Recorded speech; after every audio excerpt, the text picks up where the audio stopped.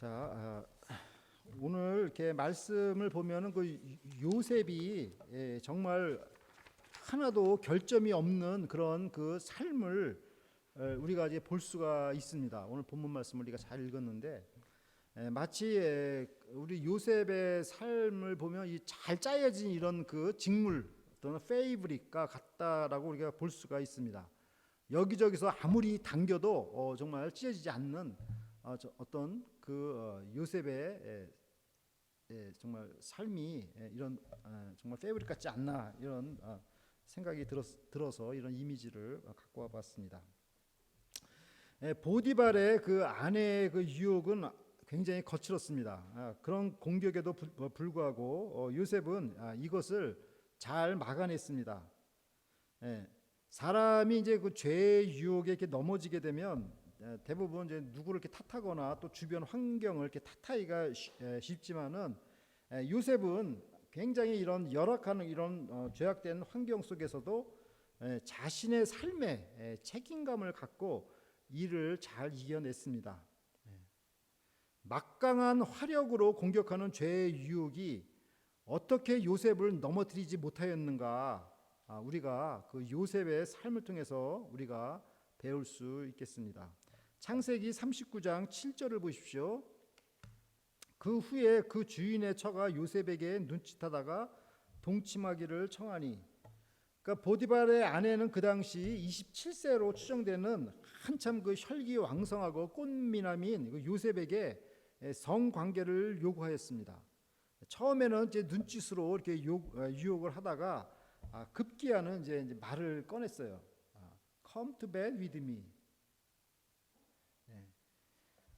자, 이것이 젊은 저 요셉에게는 얼마나 달콤한 속삭임이었겠습니까? 만약 이 늙은 저 주인 보디발이 죽으면 내가 이 여인과 정말 한평생 편히 살 수 있지 않을까, 이런 헛된 생각도 이렇게 들 수 있었을 것입니다. 그러나 요셉은 이 일이 얼마나 위험천만한 일인가를 잘 알았습니다. 자기 형 그 마티 형 그 르우벤을 통해서 이걸 알게 됐죠. 자기 큰 형 그 르우벤은 자기 그 서모, 그러니까 그 엄마 뻘 되는 사람과 간통을 하지 않았습니까? 그래가지고 그 야곱의 가정이 그냥 완전히 이렇게 풍지박산 난 것을 요셉은 잘 알았습니다. 그래서 요셉은 이것을 아주 신속하게 거절을 하였습니다. 창세기 39장 8절을 보십시오. 요셉이 거절하며 자기 주인의 처에게 이르되 나의 주인이 가중 제반 소유를 간섭지 아니하고 다 내 손에 위임하였으니. 그러니까 요셉이 이런 그 죄의 유혹을 이렇게 신속하게 거절한 이유 중에 그 첫 번째 이유는 보디발 주인이 자기를 그 신임한 것을 배신할 수가 없었기 때문입니다. 그러니까 우리 속에는 이러한 그 착한 양심이 누구나 다 있습니다. 디모데전서 1장 19절 보겠습니다. 믿음과 착한 양심을 가지라. 어떤 이들이 이 양심을 버렸고 그 믿음에 관하여는 파선하였느니라. 이 디모데 전서의 말씀이죠. 그러므로 성도는 이 믿음과 이 착한 양심을 이렇게 간직해야 하는 것입니다. 그런데 이 양심의 소리를 듣지 못하게 되면 그 믿음이 파괴가 됩니다. 저기 shipwreck이라고 써 있죠, 영어로. 그러니까 배가 그냥 암초에 만나서 그냥 파괴되듯이 우리가 믿는 성도가 자기 내면에 있는 그 양심의 소리를 듣지 못한다면 마치 그냥 암초 만난 배처럼 파괴된다는 거예요. 그러니까 우리가 하나님을 알 수 있는 방법이 한 4가지가 있습니다. 그러니까 첫째가 뭐냐면 우리가 하나님을 알 수 있는 방법이 자연을 통해서 우리가 하나님을 알 수가 있어요. 온 우주 만물 또 하늘 별 이런 걸 자연 세계를 통해서 과학자들도 정말 이 창조주가 계시다라고 이렇게 인정을 합니다. 이런 자연 만물을 통해서 하나님을 알 수 있고, 그 다음에 우리 속에 있는 양심을 통해서도 우리가 하나님을 알 수가 있습니다. 또 성경 말씀을 통해서 우리가 하나님을 알 수가 있고 또 예수 그리스도를 통해서 우리가 하나님을 알 수가 있습니다. 이게 여러 가지 방법이 있습니다. 하나님을 알 수 있는 방법이. 근데 그 중에 하나가 양심이에요. 그러니까 양심의 소리를 듣지 못하면은 그 믿음이 파괴된다라는 것을 성경에서 이렇게 경고하고 있습니다. 창세기 39장 9절을 보십시오. 이 집에는 나보다 큰 이가 없으며 주인이 아무것도 내게 금하지 아니하였어도 금한 것은 당신뿐이니 당신은 자기 아내임이라. 그런즉 내가 어찌 이 큰 악을 행하여 하나님께 득죄하리이까.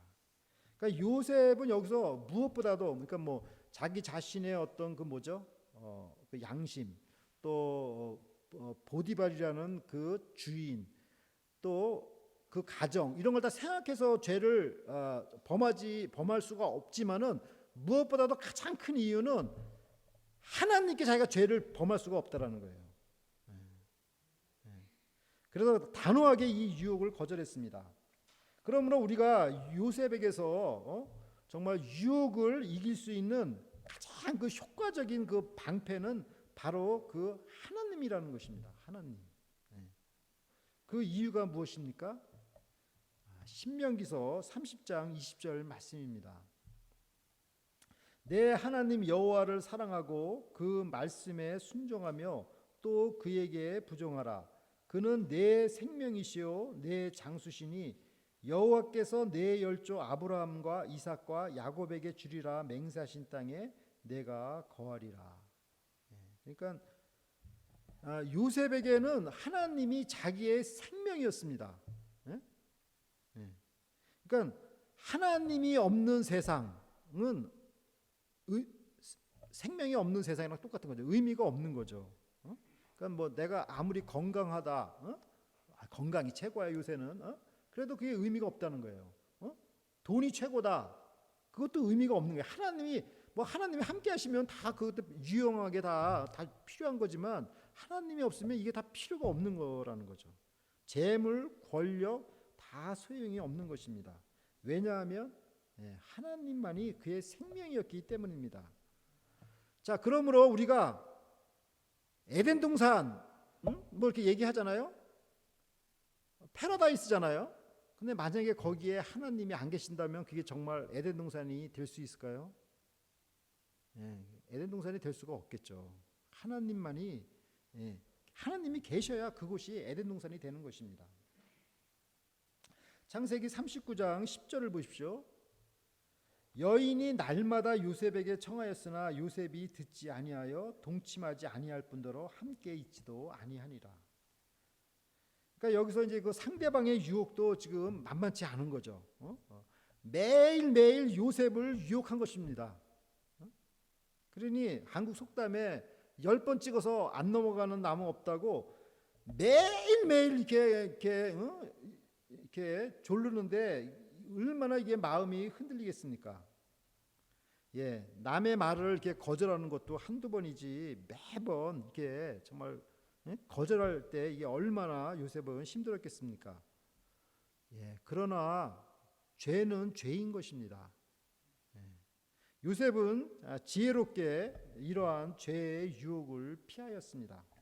디모데후서 2장 22절입니다. 또한 내가 청년의 정욕을 피하고 주를 깨끗한 마음으로 부르는 자들과 함께 의와 믿음과 사랑과 화평을 쫓으라. 그러니까 죄의 그 유혹을 정말 이기기가 힘들면 정말 피하는 것도 그 지혜로운 방법입니다. 창세기 39장 11절을 보십시오. 그러할 때 요셉이 시무하러 그 집에 들어갔더니 그 집 사람은 하나도 거기 없었더라. 그러니까 뭐 완벽한 조건이 된 거예요. 죄짓기 딱 좋은 조건이 된 겁니다. 아무도 사람이 없는 거예요. 보는 사람이 아무도 없어요. 주변 환경이 이럴 경우 우리가 더욱더 정말 죄의 유혹에 빠지기 쉽지 않겠습니까? 그러므로 우리가 정말 죄를 지을 때 정말 남 핑계 댈 수가 없는 것입니다. 창세기 39장 12절을 보십시오. 그 여인이 그 옷을 잡고 가로되 나와 동침하자. 요셉이 자기 옷을 그 손에 버리고 도망하여 나가매. 그래서 보디발의 아내는 이제 결사적으로 요셉을 유혹하였습니다. 요셉의 옷을 꽉 이렇게 부여잡은 것입니다. 여기서 요셉이 입은 옷이 그 로브입니다. 영어로 로브라고 되어 있는데 이 로브는 겉옷입니다. 겉옷. 그러니까 그 겉옷을 그냥 잡았는데 아마 여인이 굉장히 힘있게 잡은 것 같아요. 그러니까 요셉이 그 겉옷을 그냥 이렇게 그냥 벗어 던지고 이렇게 도망간 거죠. 우리가 오늘 이 본문 말씀을 통해서 우리가 이런 그 죄의 유혹에서 우리가 어떻게 이길 수 있을까? 우리가 한번 세 가지 키워드로 한번 묵상해 보자 합니다. 첫 번째는 굿 컨사이언스. 이거 어떻게 발음하는 거예요? 굿 컨셔스 컨사이언스? 예, 굿 컨사이언스. 그러니까 착한 양심. 그다음에 두 번째는 갓 하나님. 그다음에 세 번째는 grapple with sin, 죄와의 싸움. 이 세 가지로 우리가 한번 묵상해 보고자 합니다. 첫 번째 good conscience. 요셉은 먼저 그 양심의 소리를 들었습니다. 자기를 신임한 주인을 배반할 수가 없었습니다. 아까도 말씀드린 것과 같이 우리는 우리의 양심을 통해서 하나님을 발견할 수 있습니다. 양심의 소리를 무시하면 우리의 믿음이 무너져 버립니다. 하나님을 믿으면서 양심의 소리를 듣지 못한다면 암초 만난 배처럼 파괴되고 말 것입니다.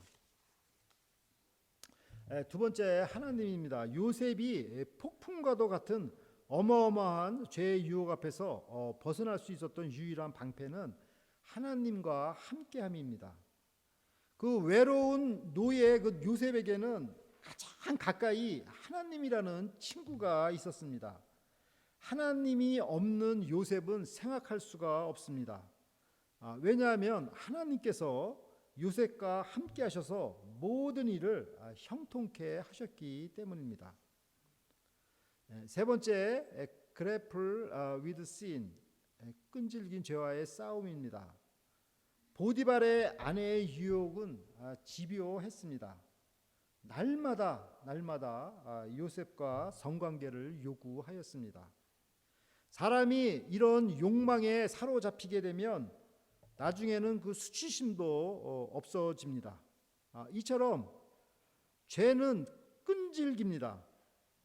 성경은 죄와 싸우되 피 흘리기까지 싸우라고 권하고 있습니다.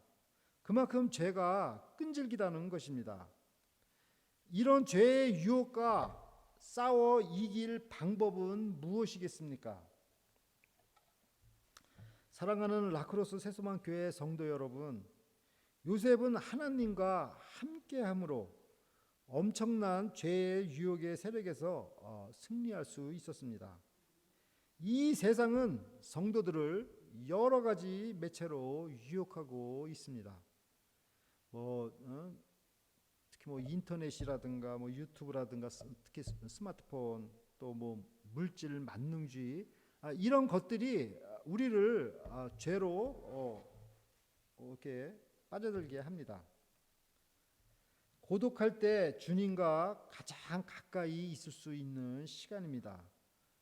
어디서나 주님과 늘 동행하는 삶으로 죄의 유혹에서 승리하시는 우리 성도 여러분들이 되시기를 간절히 기도드립니다. 다 함께 기도드리겠습니다. 하나님 아버지, 요셉은 주변 환경에 어떤 핑계도 되지 않고 하나님 앞에서 결점이 없는 삶을 살았습니다. 마치 잘 짜여진 직물처럼 아무리 잡아당겨도 흔들림이 없었습니다.